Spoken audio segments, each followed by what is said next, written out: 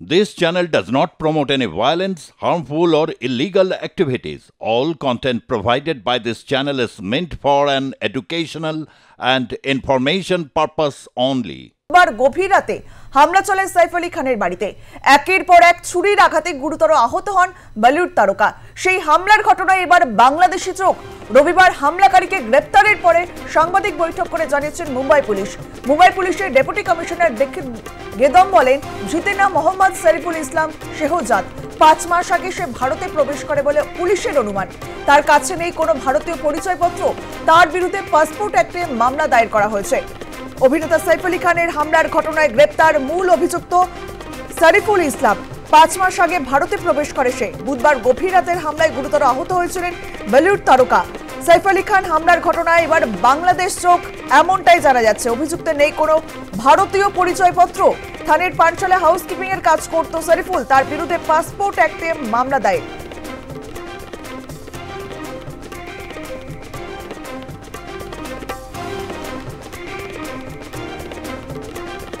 इनके घर पर जबरी चोरी के उद्देश्य से उन पर हमला हुआ था।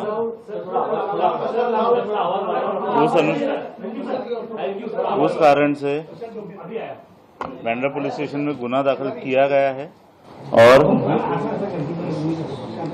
एक आरोपी को उसमें अरेस्ट किया गया है। उस आरोपी का नाम मोहम्मद शरीफुल इस्लाम शहजाद है। मोहम्मद शरीफुल इस्लाम शहजाद, एज 30 इयर्स। अभी तक की इन्वेस्टिगेशन में ये समझ में आया है कि ये आरोपी चोरी के इरादे से उस घर में उसने एंटर किया था और उस समय पर ये इंसिडेंस हुआ था।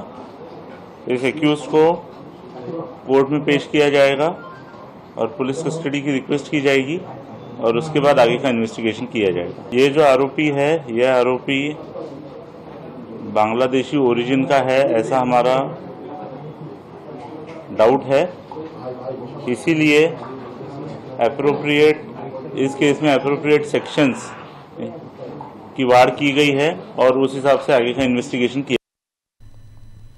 গভীর রাতে সাইফ আলী খানের উপর হামলা চলে। আমরা দেখেছিলাম ছুরির আঘাত, আর সেই ছুরির আঘাতে গুরুতর আহত হয়েছিলেন সাইফ আলী খান। আর সেই হামলার ঘটনায় এবার বাংলাদেশের চোখ রয়েছে বলে জানা যাচ্ছে। অভিনেতার উপর হামলায় গ্রেপ্তার মোহাম্মদ শরীফুল ইসলাম। এ বিষয়ে আমরা কথা বলবো। নিউজ রুম থেকে রয়েছেন আমাদের প্রতিনিধি সঞ্জনা লাহিড়ী। সঞ্জনা, অভিনেতা সাইফ আলী খানের হামলার ঘটনায় এবার বাংলাদেশের চোখ। 5 মাস আগে ভারতে প্রবেশ করে এই অভিযুক্ত, এমনটাই জানা যাচ্ছে।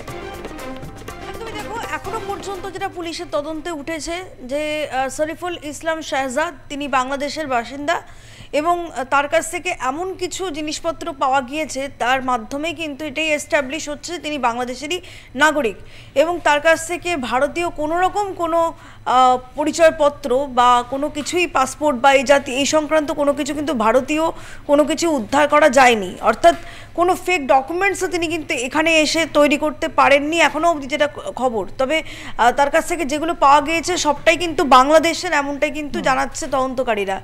এবং ঘটনার পর থেকেই অর্থাৎ বুধ এবং বৃহস্পতিবারের মধ্যরাতে যে ঘটনা ঘটে গিয়েছে সাইফ আলী খানের বাড়িতে, সেই ঘটনার পর থেকেই দেখা গেছিল যে এই যে মূল অভিযুক্ত যাকে 6 ফ্লোরে সিসিটিভি ফুটেজে পাওয়া গেছিল দেখতে, সে তার পোস্টার ছাপানো হয় মুম্বাই পুলিশের তরফ থেকে এবং মুম্বাইয়ের বা মহারাষ্ট্রের সর্বত্র সেই পোস্টার কিন্তু ছড়িয়ে যায় এবং বিভিন্ন সিসিটিভি ফুটেজ এবং সেই পোস্টার এবং ম্যানুয়াল সোর্সের মাধ্যমে পুলিশ জানতে পারে যে থানেতে এই অভিযুক্ত সে গা ঢাকা দিয়ে রয়েছে এবং সেখান থেকেই কিন্তু মূলত একে গ্রেফতার করা হয় আজকে কাক ভোরে, যেটা এখনো অবধি পুলিশে তদন্তে উঠে এসেছে।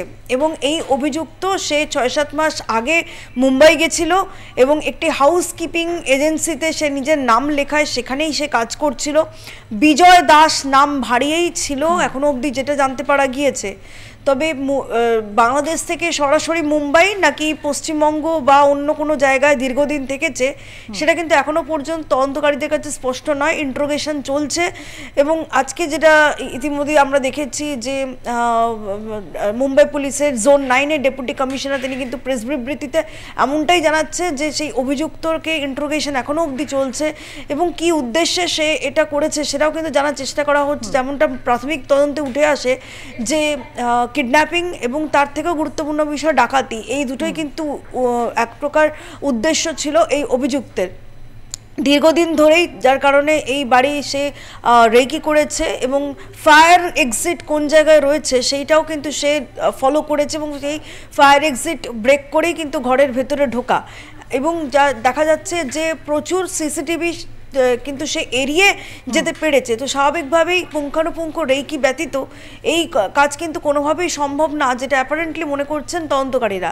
এবং সেই সমস্ত সূত্র ধরেই মূলত তাকে কিন্তু জিজ্ঞাসাবাদ করা হবে এবং কি উদ্দেশ্যে সে এই কাজ করেছে সেটাও কিন্তু মূলত খতিয়ে দেখা হচ্ছে। যদিও অন্যদিকে দেখা যাচ্ছে যে সাইফ আলী খান বর্তমানে কিন্তু স্থিতিশীল অবস্থায় রয়েছেন দীর্ঘক্ষণ, অর্থাৎ বৃহস্পতিবার তাকে যেরকম বুধ এবং বৃহস্পতিবার মধ্যরাতে ঘটনার পর তাকে লীলাবতী হাসপাতালে নিয়ে যাওয়া হলে সেখানে তার অস্ত্রোপচার করা হয় এবং দীর্ঘক্ষণ তাকে আইসিইউতে রাখা ছিল। এখনও পর্যন্ত তিনি আইসিইউতেই রয়েছেন, তবে বিপদ সীমা কিন্তু কেটে গিয়েছে যেমনটা জানাচ্ছেন চিকিৎসকরা এবং সেই জায়গায় দাঁড়িয়ে তার স্টেটমেন্টও রেকর্ড করা হয়েছে, তিনি কি দেখেছেন, তার বাড়ির যে মেড ছিলেন তার স্টেটমেন্ট রেকর্ড করা হয়েছে। এরকম যাবতীয় পারিপার্শ্বিক তথ্য প্রমাণের ভিত্তিতে মূলত এই অভিযুক্তকে গ্রেফতার করা হয়েছে এবং এই অভিযুক্ত কি উদ্দেশ্যে ভারতে পালিয়ে এসেছিল সেটাও কিন্তু দেখা হচ্ছে। তার পরিবার কোথায় সেটাও কিন্তু সমানভাবে খতিয়ে দেখছেন তদন্তকারীরা, যেটা পুলিশ সূত্রে খবর। সঞ্জনা, এই ঘটনার সঙ্গে কি আরো কেউ যুক্ত রয়েছে, এই বিষয়ে কি জানতে পারছো? দেখো, এই ঘটনা একেবারেই কিন্তু একা কাজ করা সম্ভব নয়। এর আগেও কিন্তু একজনকে আটক করা হয়েছিল এবং তাকে জিজ্ঞাসাবাদ করা হয় এবং এই ঘটনার সঙ্গে আর কেউ জড়িয়ে রয়েছে কিনা সেটাই কিন্তু মূলত দেখা হচ্ছে, বিশেষ করে বাড়ির ভেতর অন্দরমহলের কেউ রয়েছে কিনা। কারণ সাইফ আলী খান তার পরিবার নিয়ে 11 এবং 12 তলায় থাকেন, কিন্তু অন্যান্য তলাগলিতে তার যে সমস্ত পারিবারিক সহায়তা কর্মী তারা কিন্তু থাকেন। তো সেক্ষেত্রে তারা কেউ জড়িত কিনা সেটাও কিন্তু মূলত খতিয়ে দেখা হচ্ছে, বা এই অভিযুক্ত সে রেকি করলেও কি কি মাধ্যম ধরে রেকি করেছিল, তার সঙ্গে কেউ সাহায্য করেছিল কিনা সেটাও কিন্তু তদন্তকারীরা খতিয়ে দেখছেন। বেশ, ধন্যবাদ সঞ্জনা। অভিনেতা সাইফ আলী খানের হামলার ঘটনায় গ্রেপ্তার মূল অভিযুক্ত শরীফুল ইসলাম 5 মাস আগে ভারতে প্রবেশ করে। বুধবার গভীর রাতের হামলায় গুরুতর আহত হয়েছিলেন বলিউড তারকা। সাইফ আলী খান হামলার ঘটনায় বাংলাদেশ যোগ উঠে আসছে। অভিযুক্তের নেই কোনো ভারতীয় পরিচয়পত্র।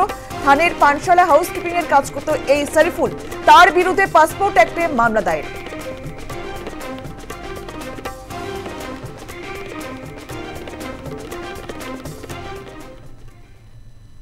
আর এই বিষয়ে আমরা কথা বলেছিলাম প্রতিরক্ষা বিশেষজ্ঞ আর কে শ্রীবাস্তব এবং প্রাক্তন পুলিশ কর্তা অনিল জানার সঙ্গে। তারা কি বলেছেন শোনাবো আপনাদেরকে। Minimum 1900 kilometre, 1900 kilometre, right? ये বাংলাদেশ ক্রস করেছে বা আমাদের বর্ডারের ভিতরে এসছে, বা ট্রেন বা হাওয়াই জাহাজে মুম্বাইতে গেছে, ওখানে একটা কার্ড নিয়েছে, অনেকগুলো জিনিস ওদের কাছে আছে যেটা আমরা বারবার বলছি, আর ওটা নিয়ে আর একটা চাকরি পেয়েছে। 5 আগস্টে শেখ হাসিনা গেলেন, এই তো 5 আগস্ট পর 2024 পর্যন্ত তো শেখ হাসিনা গভর্নমেন্ট ছিলেন, গুলোটা আমরা স্ট্রেংথেন করতে পারিনি কেন? এটা চক্র যেটা আমাদের বর্ডারের কাছে চলে এসে ওটা স্ট্রেংথেন করেছে, কে ওকে বাড়াবা দিয়েছে? জুডিশিয়াল সিস্টেম আমাদের উইক, না ওদের পুলিশিং উইক, না ওদের কোনো পলিটিক্যাল একটা প্যাটার্নের ছিল। ইম্পর্টেন্ট জিনিস যেটা আজকে এই মোহাম্মদ শরীফুল ইসলাম এটা আমাদেরকে তুললো, তারপর তার মানে উনি জানেন উনি র্যাকি করে কি করে যেতে হবে ওর বাড়িতে, কি সিস্টেম আছে, ওখানে কোনো গার্ড নেই, ওখানে কি করে উনি ঢুকলেন, এসব জিনিস নিয়ে আমাদেরকে বোঝা উচিত। পশ্চিমবাংলা আগে ইন্টেলেকচুয়ালদের জন্য বিখ্যাত ছিল, শিক্ষা, সংস্কৃতি, কালচারের জন্য।